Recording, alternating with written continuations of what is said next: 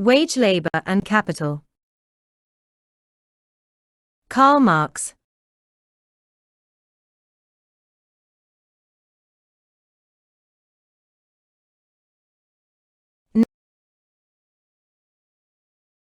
Now, the same general laws which regulate the price of commodities in general naturally regulate wages, or the price of labor power. Wages will now rise, now fall, according to the relation of supply and demand, according as competition shapes itself between the buyers of labor power, the capitalists, and the sellers of labor power, the workers.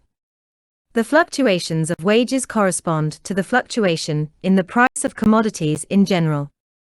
But within the limits of these fluctuations, the price of labor power will be determined by the cost of production, by the labor time necessary for production of this commodity, labor power.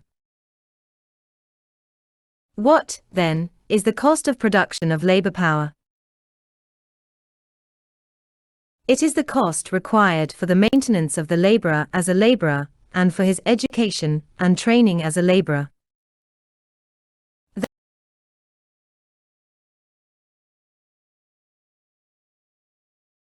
Therefore, the shorter the time required for training up to a particular sort of work, the smaller is the cost of production of the worker, the lower is the price of his labor power, his wages.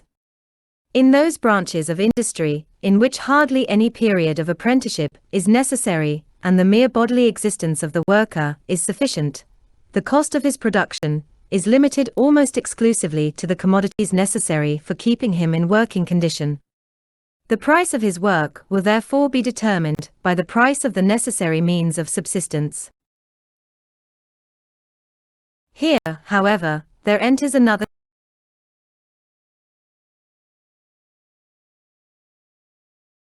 consideration.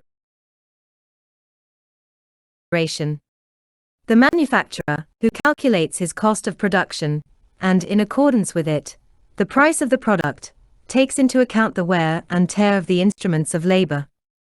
If a machine costs him, for example, 1,000 shillings, and this machine is used up in 10 years, he adds 100 shillings annually to the price of the commodities, in order to be able after 10 years to replace the worn-out machine with a new one.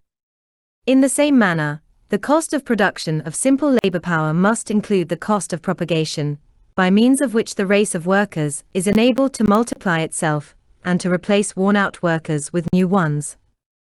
The wear and tear of the worker, therefore, is calculated in the same manner as the wear and tear of the machine.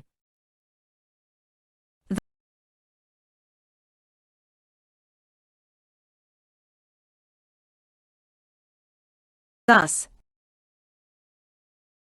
the cost of production of simple labor power amounts to the cost of the existence and propagation of the worker. The price of this cost of existence and propagation constitutes wages. The wages thus determined are called the minimum of wages. This minimum wage, like the determination of the price of commodities in general by cost of production, does not hold good for the single individual, but only for the race. Individual workers, indeed, millions of workers, do not receive enough to be able to exist and to propagate themselves, but the wages of the whole working class adjust themselves, within the limits of their fluctuations, to this minimum. Now that we have come to an understanding in regard to the most general laws which govern wages, as well as the price of every other commodity, we can examine our subject more particularly. The nature and growth of capital. Wage labor and capital index.